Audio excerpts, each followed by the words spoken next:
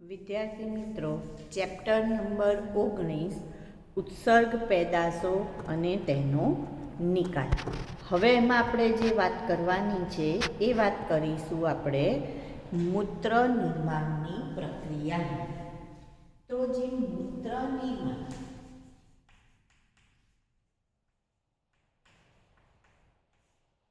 આ જે મૂત્ર નિર્માણની જે પ્રક્રિયા છે એ પ્રક્રિયામાં ત્રણ પ્રક્રિયાનો સમાવેશ થશે. મૂત્ર નિર્માણની પ્રક્રિયા સાથે ત્રણ પ્રક્રિયાઓ સંકળાયેલી છે. એટલે કે જ્યારે પણ આપણે જે વાત કરી રહ્યા છે કે જે ઉત્સર્ગ એકમની રચનાની વાત કરી ગયા આપણે, કે ઉત્સર્ગ એકમ કે જેમાં બાઉમેનની કોથળી કે જેની અંદર રુધિર કેશિકા ગુચ્છ આવેલું હોય, ત્યાર પછી નિકટવર્તી ગુંજરામય ભાગ, હેન્લેનો પાસ અને દૂરસ્થ ગુંજરામય ભાગ અને સંગ્રહણ નલિકા. આવી રીતની જે આપણે વાત કરી રહ્યા છીએ, તો એની અંદર આપણે વાત કરીએ તો મૂત્ર નિર્માણની પ્રક્રિયા એ આખા ઉત્સર્ગ એકમની અંદર પ્રક્રિયા થશે અને એ પ્રક્રિયા પછી જે પણ મૂત્ર તૈયાર થશે એ મૂત્રવાહિની દ્વારા મૂત્રાશયમાં જાય છે. તો હવે આ જે મૂત્ર નિર્માણની પ્રક્રિયા છે એને ત્રણ તબક્કામાં વહેંચેલી છે. પહેલું એવું કહે છે કે જે પણ રુધિર હોય, આ મૂત્ર તૈયાર શેમાંથી થશે તો કે રુધિરમાંથી. તો મૂત્રપિંડમાં રુધિર આવશે તો રુધિર લાવવાનું કામ કોણ કરશે તો કે મૂત્રપિંડ ધમની, કે જે રુધિર લાવશે એ રુધિરનું ત્યાં ગાળણ થવાની પ્રક્રિયા થશે. કઈ પ્રક્રિયા થશે? ગાળણની પ્રક્રિયા. તો પહેલી જે પ્રક્રિયા છે એને આપણે કહીએ છીએ કે રુધિર કેશિકા ગુચ્છમાં ગાળણ. તો પહેલી પ્રક્રિયા કઈ આવશે? રુધિર કેશિકા ગુચ્છમાં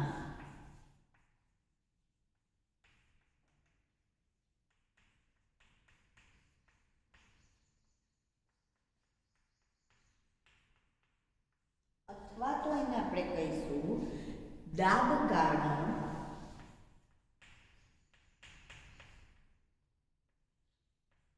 અથવા એને કહેવાય બાઉમેનની કોથળીમાં સૂક્ષ્મ ગાળણ.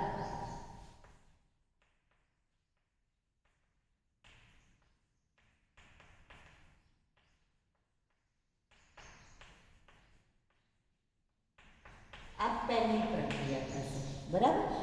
બીજી પ્રક્રિયા કઈ થશે તો કે બીજી પ્રક્રિયા છે પસંદગીશીલ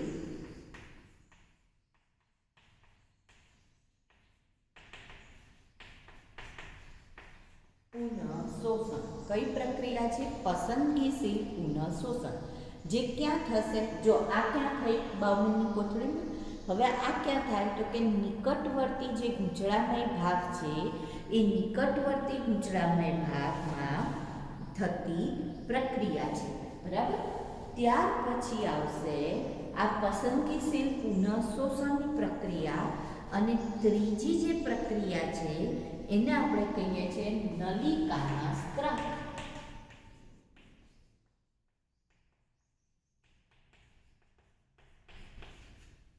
નલિકામાં સ્ત્રાવની પ્રક્રિયા. તો જ્યારે આ ત્રણ પ્રક્રિયા થશે ત્યારે મૂત્ર નિર્માણની પ્રક્રિયા પૂર્ણ થશે. આ ત્રણ પ્રક્રિયામાંથી પસાર થશે ત્યારે શું થશે? મૂત્ર નિર્માણની પ્રક્રિયા થઈ કહેવાય. હવે આપણે જોઈએ તો સૌથી પહેલાં એવું કહે છે કે કોઈ પણ મૂત્રપિંડમાં કેટલું રુધિર આવે છે ગાળણ થવા માટે. કેટલું રુધિર આવે તો કે પ્રતિ મિનિટ એટલે કે દર મિનિટે 1100 થી 1200 ml જેટલું રુધિર દરેક મૂત્રપિંડમાં આવે છે. દર મિનિટે 1100 થી 1200 ml રુધિર ગાળણ માટે શેમાં આવે છે તો કે મૂત્રપિંડમાં આવે છે, બરાબર. સારું.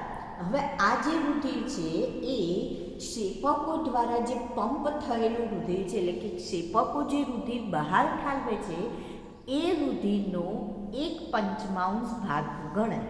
એ રુધિરનો કેટલો ભાગ ગણાય? 1/5 ભાગ ગણાય. જે ક્યાં આવે છે તો કે મૂત્રપિંડમાં શુદ્ધ થવા માટે અથવા તો ગાળણ માટે આવે છે. હવે રુધિર ક્યાં ગળાશે તો કે સૌથી પહેલાં બાઉમેનની કોથળીમાં મૂત્રપિંડમાં જશે ત્યારે ક્યાં જશે તો કે બાઉમેનની કોથળીમાં જાય છે. તો દર મિનિટે જેટલું આ રુધિર કેશિકા ગુચ્છ દ્વારા જેટલા રુધિરનું ગાળણ થાય એ ગાળણ દરને શું કહેવામાં આવે છે તો કે ગાળણ દરને ગ્લોમેરુલસ ફિલ્ટ્રેશન રેટ તરીકે ઓળખવામાં આવે. તેના તરીકે ઓળખીશું આપણે ગ્લોમેરુલસ ફિલ્ટ્રેશન રેટ. એનો મતલબ પ્રતિ મિનિટે જે મૂત્રપિંડ દ્વારા તૈયાર થતો ગાળણનો જથ્થો. પ્રતિ મિનિટે મૂત્રપિંડ દ્વારા તૈયાર થતો ગાળણનો જથ્થો જેને શું કહીએ છીએ ગ્લોમેરુલર ફિલ્ટ્રેશન રેટ. ગ્લોમેરુલા એટલે શું તો કે આ જે બાઉમેનની કોથળી છે એમાં જે પેલું રુધિર કેશિકાનું જાળું છે એને કહેવાય ગ્લોમેરુલા અને એના ઉપરથી કહીશું ગ્લોમેરુલર ફિલ્ટ્રેશન રેટ. તો એ ફિલ્ટ્રેશન રેટ કેટલો છે તો કે 125 ml પ્રતિ મિનિટ છે. એનો મતલબ 7.5 લીટર પ્રતિ કલાક. એક કલાકમાં કેટલો તો કે 7.5 લીટર અને જો દિવસનું ગણીએ તો 180 લીટર પ્રતિ દિવસ. કેટલો 180 લીટર પ્રતિ દિવસ. આ ગાળણ દર છે. શું છે ગાળણ દર એટલે કે જે મૂત્રપિંડ દ્વારા તૈયાર થતો ગાળણનો જથ્થો.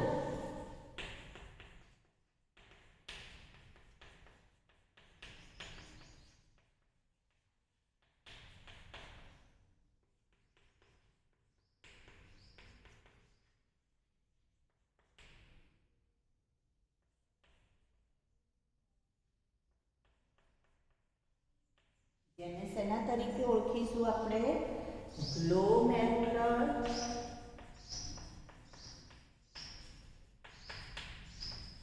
ફિલ્ટ્રેશન રેટ તરીકે ઓળખીએ છીએ. પ્રતિ મિનિટ કેટલું રુધિર ગળાવવા માટે આવે છે મૂત્રપિંડમાં તો 1100 થી 1200 ml પ્રતિ મિનિટ આવે છે.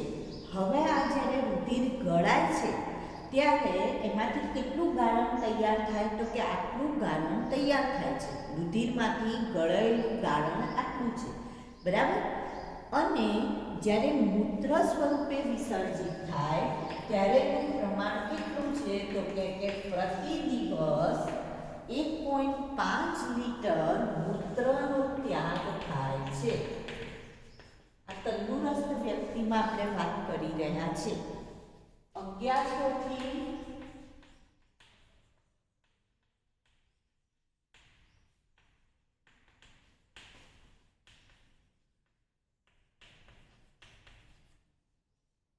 1200 ml રુધિર ગળાય આટલું ગાળવું તો એમાંથી આપણને ગાળણ કેટલું મળે તો કે 125 ml.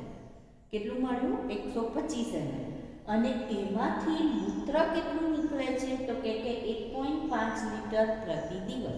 હવે જો 180 લીટર તૈયાર થયું ગાળણ પણ એમાંથી કેટલા મૂત્રનો ત્યાગ થાય છે તો કે માત્ર 1.5 લીટર મૂત્રનો જ ત્યાગ થાય છે. એટલે આની સરખામણીમાં આનું પ્રમાણ કેવું છે તો કે ઓછું હોય છે. ઓછા મૂત્રનો આપણે ત્યાગ કરીએ છીએ એવું કહી શકાય. તો આ તો આપણે એક ખાલી આંકડાકીય માહિતી અહીંયા વાત કરી. હવે આમાં પ્રક્રિયા કઈ રીતના થશે એની વાત કરીએ આપણે. આ આપણે આંકડાકીય માહિતી મેળવીએ છીએ કે કેટલા રુધિરનું ગાળણ થશે, એનો ગાળણ દર કેટલો અને કેટલા મૂત્રનો ત્યાગ થશે. હવે આપણે જોઈએ કે કેવી રીતના રુધિર કેશિકામાં ગુચ્છમાં ગાળણની પ્રક્રિયા થશે, રુધિરનું ગાળણ થશે. તો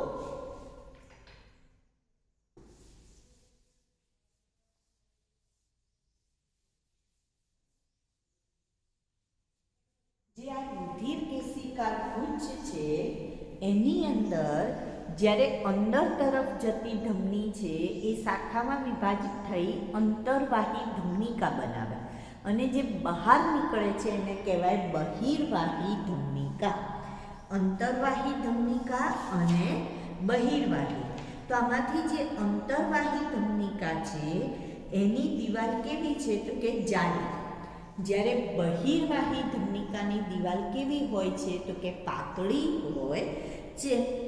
આ અંતર્વાહી ધમનિકાનો વ્યાસ બહિર્વાહી કરતાં કેવો છે તો કે મોટો હોય છે. અંતર્વાહી અંદર લઈ જતી જે છે એનો વ્યાસ મોટો છે, જ્યારે બહિર્વાહી જે બહાર નીકળે છે એનો વ્યાસ કેવો છે તો કે ઓછો છે. તો શું થશે તો કે વધુ રુધિર અંદર આવ્યું પણ એને બહાર નીકળવા માટેનો માર્ગ કેવો છે, સાંકડો છે, એટલે દબાણપૂર્વક રુધિર ગળાઈને બહાર નીકળે છે, માટે એને શું કહેવામાં આવે છે, સૂક્ષ્મ ગાળણ કહેવામાં આવે છે. હવે અહીંયા રુધિર અને રુધિરમાં રહેલું પાણી અને એમાં રહેલા પાણીમાં દ્રાવ્ય પદાર્થો એની અંદર ગાળણ થશે. કોના દ્વારા ગાળણ થશે તો કે રુધિર કેશિકા ગુચ્છ દ્વારા રુધિરનું ગાળણ થશે. તો કયા પદાર્થ રહી જશે તો કે જે મોટા કદના પ્રોટીન હશે એ પ્રોટીન સિવાયના બધા જ પદાર્થો ગાળણમાં વહી જાય છે, એટલે બધા જ પદાર્થોનું શું થઈ જાય છે, ગાળણ થઈ જાય છે. માટે એને કેવું ગાળણ કહેવાય, સૂક્ષ્મ ગાળણ કહેવાય.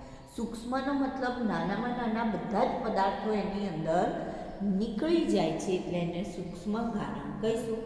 તો રુધિર કેશિકા ગુચ્છ જે છે એ 3 સ્તરનું બનેલું છે, જેના દ્વારા આ ગાળણની પ્રક્રિયા થશે. તો કયા 3 સ્તર છે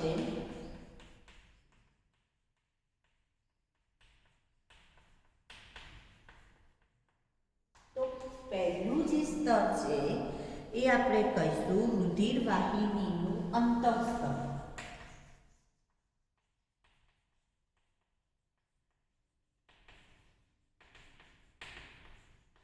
એટલે કે જે રુધિર કેશિકાઓ છે એનું અંતઃસ્તર, એના દ્વારા ગાળણ થશે. બીજું જે આ બાઉમેનની કોથળી છે એમાં અધિચ્છદીય કોષો છે અને આ અધિચ્છદીય કોષોને આપણે પોડોસાઇટ તરીકે ઓળખીએ છીએ. બાઉમેનની કોથળીનું અધિસ્તર.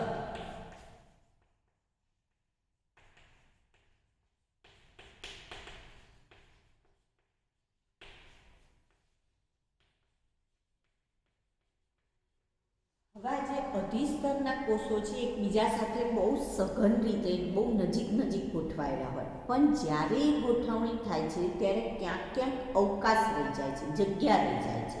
બરાબર, આ જે ગોઠવણી છે એને આપણે શું કહીએ છીએ, પોડોસાઇટ.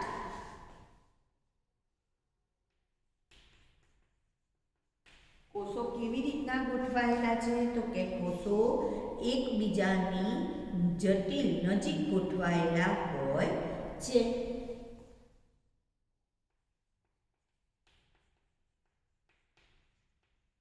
પોડોસાઇટ કોષો તરીકે આપણે એને ઓળખીશું.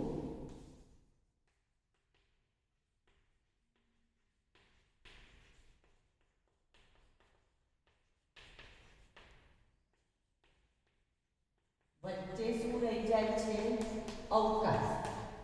જે અવકાશ જ્યારે કોષો આમ ગોઠવાતા હોય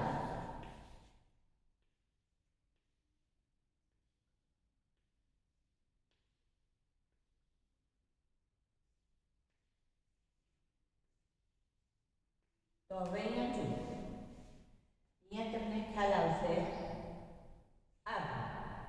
આ તો આના શેના તરીકે ઓળખીશું આપણે, અવકાશ. તો આવી રીતના જે અવકાશ અથવા છિદ્ર રહી જાય છે એને ખાંચ છિદ્ર અથવા તો એને શેના તરીકે ઓળખીએ છીએ આપણે, ખાંચ તરીકે. ખાંચ છિદ્ર અથવા ગાળણ ખાંચ.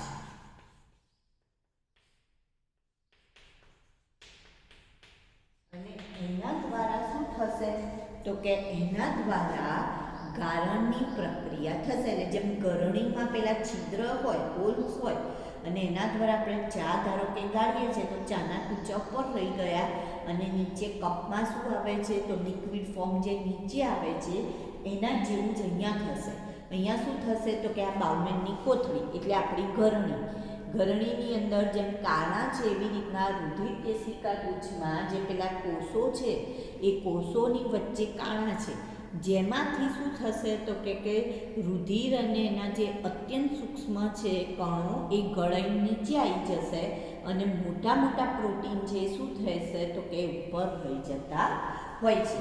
અને ત્રીજું જે સ્તર છે એ શું છે તો કે બંને સ્તરની વચ્ચેનું આધાર કલા. બંને સ્તર વચ્ચેની આધાર કલા. તો આ કયા બંને સ્તરની વાત કરે છે? રુધિરવાહિની અને બાઉમેનની કોથળી. એ બે વચ્ચેની જે આધાર કલા છે આ ત્રણમાંથી શું થશે તો કે રુધિરનું ગાળણ થશે. આ ત્રણમાંથી શું થાય છે? રુધિરનું ગાળણ થાય છે. તો કયા ત્રણમાંથી થાય છે? તો રુધિરવાહિનીનું અંતઃસ્તર, બાઉમેનની કોથળીનું અધિસ્તર, જેને શેના તરીકે ઓળખીએ છીએ આપણે? પોડોસાઇટ. શેના તરીકે? પોડોસાઇટ. હવે આ જે પોડોસાઇટ છે એકબીજાની નજીક ગોઠવાય છે, પણ જટિલ ગોઠવણીમાં વચ્ચે વચ્ચે અવકાશ રહી જાય છે. જે અવકાશને આપણે શેના તરીકે ઓળખીએ છીએ? તો ખાંચ તરીકે, એટલે કે ખાંચ છિદ્ર અથવા ગાળણ ખાંચ, જેમાંથી રુધિરનું ગાળણ થાય છે. જ્યારે રુધિરનું ગાળણ થાય ત્યારે શું રહી જશે તો કે મોટા કદના પ્રોટીન ઉપર રહી જાય છે, બાકીનું રુધિર ગળાઈ જાય છે. અને ત્રીજું સ્તર કયું તો કે આ બંને સ્તરની વચ્ચેની આધાર કલા. તો આવી રીતના બાઉમેનની કોથળીમાંથી શું થશે તો કે ગાળણની પ્રક્રિયા થાય છે. બરાબર? ગાળણ ક્રિયા દબાણ હેઠળ થાય છે, એટલે એમાં શક્તિનો વપરાશ થતો નથી. દબાણ હેઠળ થયું એટલે આમાં કોઈ શક્તિનો ઉપયોગ થતો નથી. અને ગાળણમાં રુધિરના ઉપયોગી દ્રવ્યો પણ ગળાઈ જતા હોવાથી સૂક્ષ્મ ગાળણ જ જો એકલું થતું હોય તો શરીર માટે કેવું ગણાય તો કે જીવલેણ ગણાય છે.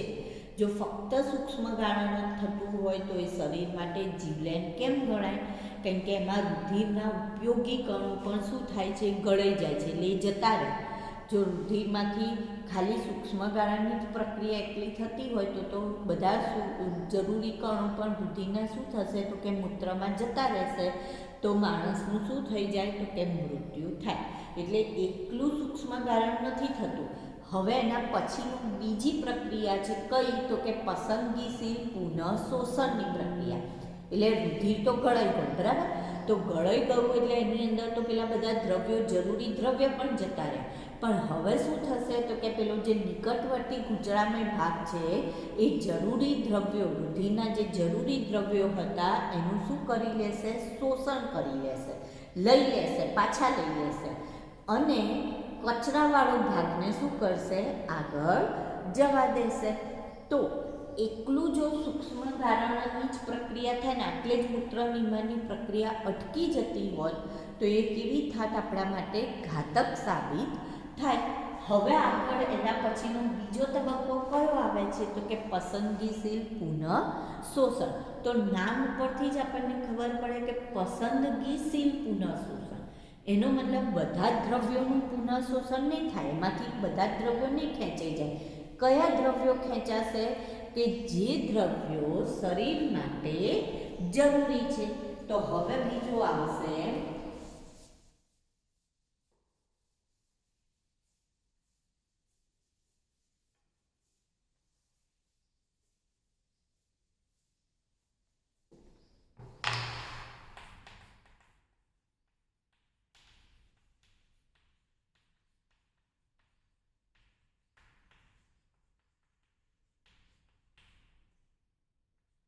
જો આ બહુ સમજવા જેવા મુદ્દા છે, બરાબર? જો તમે આમાં આ ક્લિયર નહીં હોય કોન્સેપ્ટ તો તમને આના લગતા કોઈ પણ ક્વેશ્ચન પૂછાય તમને નહીં જ આવે. એટલે આ કોન્સેપ્ટ ખાસ ક્લિયર કરતા જજો. પહેલાં આપણે શું કહ્યું કે રુધિરનું શું થાય છે તો કે ગારણ થાય છે. હવે જ્યારે ગળાયું તો મોટા કોષો, મોટા પ્રોટીન રહી ગયા, પણ રુધિરમાં જે જરૂરી દ્રવ્યો હતા એ તો ગારણની સાથે ક્યાં જાય છે તો કે હવે આગળ જાય છે.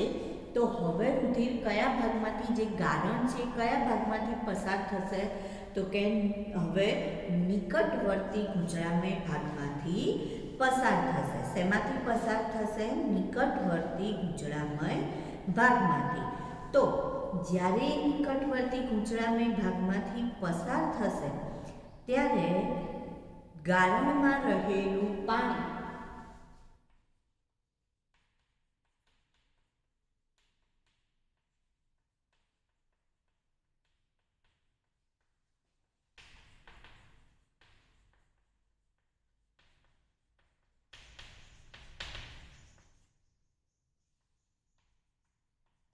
જો આપણે નિકટવર્તી ભાગ આવે તો એને લખીશ પીસીટી, પ્રોક્સિમલ કોન્વ્યુલેટેડ ટ્યુબ્યુલ, અને જો દૂરસ્થ ગુંચળામય ભાગ આવશે એટલે હું લખીશ ડીસીટી, ડિસ્ટલ કોન્વ્યુલેટેડ ટ્યુબ્યુલ. બરાબર.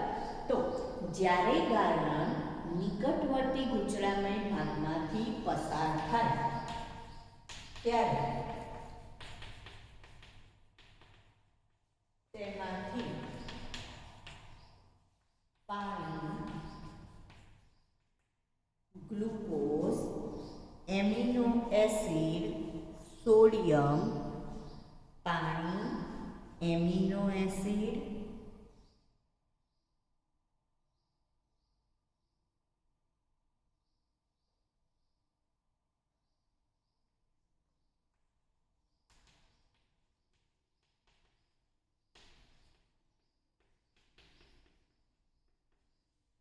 સોડિયમ જેવા ક્ષાર. બરાબર. પછી વિટામિન્સ, સોડિયમ બાયકાર્બોનેટ,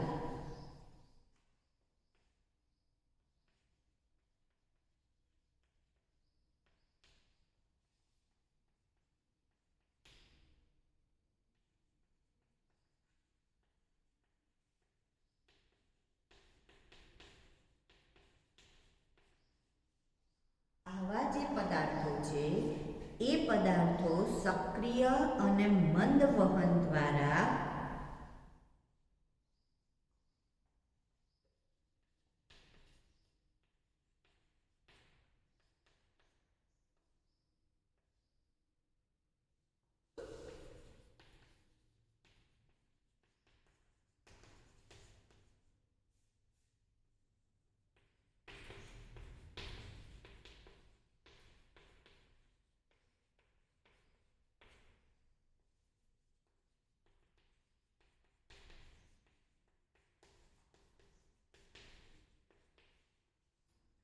પુનઃશોષણ પામે છે. ગારણ જ્યારે નિકટવર્તી ગુંચળામય ભાગમાંથી પસાર થશે ત્યારે એ ગારણમાંથી પાણી, કારણ કે ગારણની અંદર આવા બધા જરૂરી દ્રવ્યો પણ જતા રહ્યા છે, તો પાણી, NaCl, glucose, amino acid, Na+, vitamins, sodium bicarbonate જેવા પદાર્થો છે એ મંદ અને સક્રિય વહન દ્વારા ક્યાં પહોંચી જશે? રુધિરમાં પુનઃશોષણ પામે છે. એટલે રુધિરમાં પહોંચી જતા હોય છે. બરાબર. રુધિરમાં એ શું થશે? પુનઃશોષણ પામવાનું કામ કરશે. ગારણમાંથી નકામા પદાર્થોનું પુનઃશોષણ થતું નથી.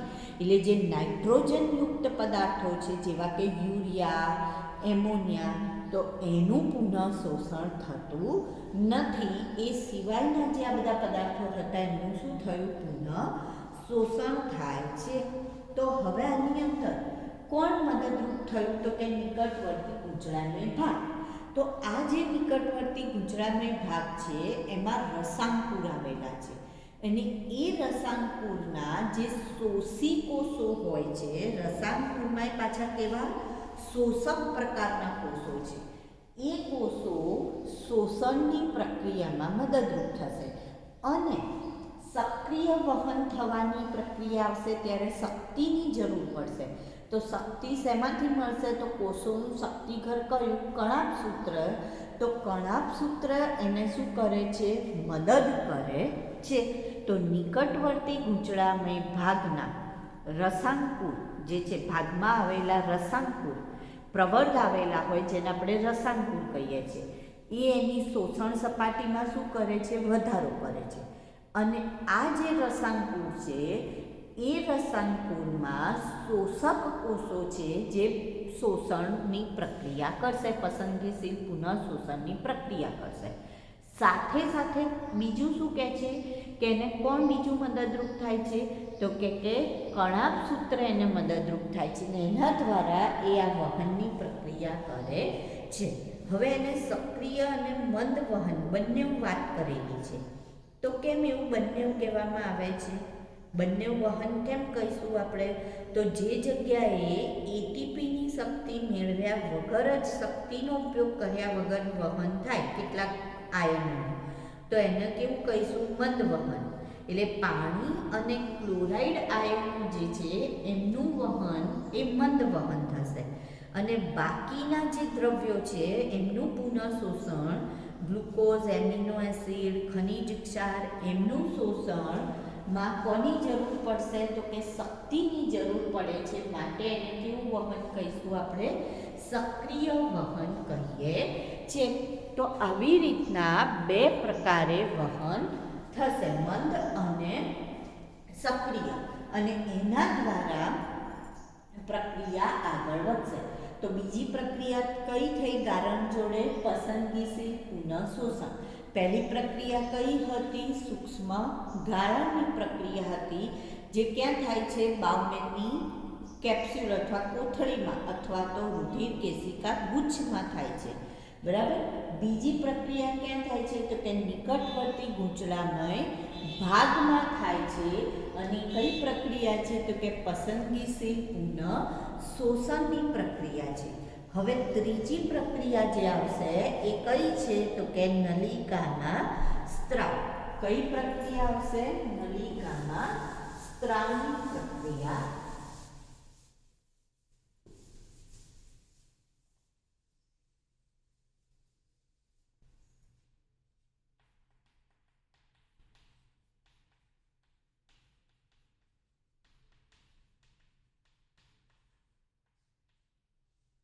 તો હવે જ્યારે આપણે નલિકામાં સ્ત્રાવની વાત કરતા હોઈએ તો એમાં કોણ ભાગ ભજવશે? તો કે જે દૂરસ્થ ગૂંચળામય ભાગ છે એ ભાગ ભજવે છે.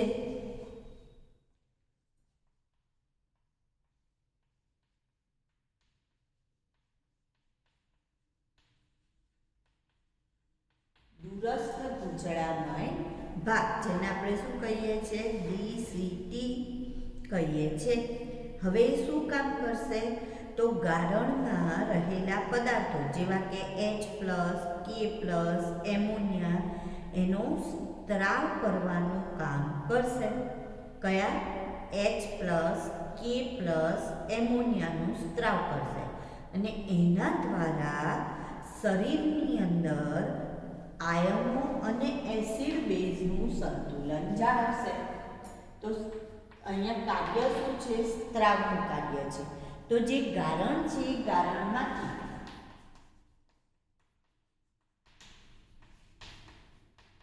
H+, K+ અને એમોનિયમ આયન આનું શું કરશે?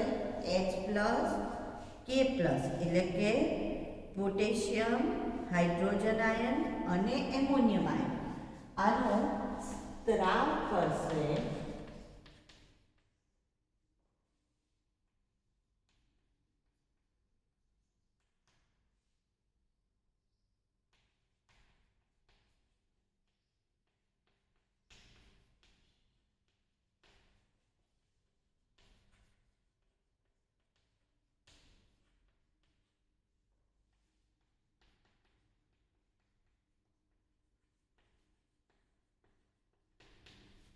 અને એના દ્વારા જે દેહજળ છે એ દેહજળની શું જાળવવાનું કામ કરશે? તો કે pH જાળવવાનું કામ કરશે અને એસિડ બેઝ સાંદ્રતાની જાળવણી કરવાનું કામ કરશે. એટલે એસિડ બેઝ સંતુલન જાળવી રાખવાનું કામ કરશે. બરાબર, નહીં એસિડિક વધારે પડતું બનાવી દે, નહીં બેઝિક વધારે પડતું બનાવી દે. એટલે એ જાળવણી કરવાનું કામ કરશે, પીએચ જાળવવાનું કામ કરશે, આયનોનું પ્રમાણ જાળવવાનું કામ કરશે.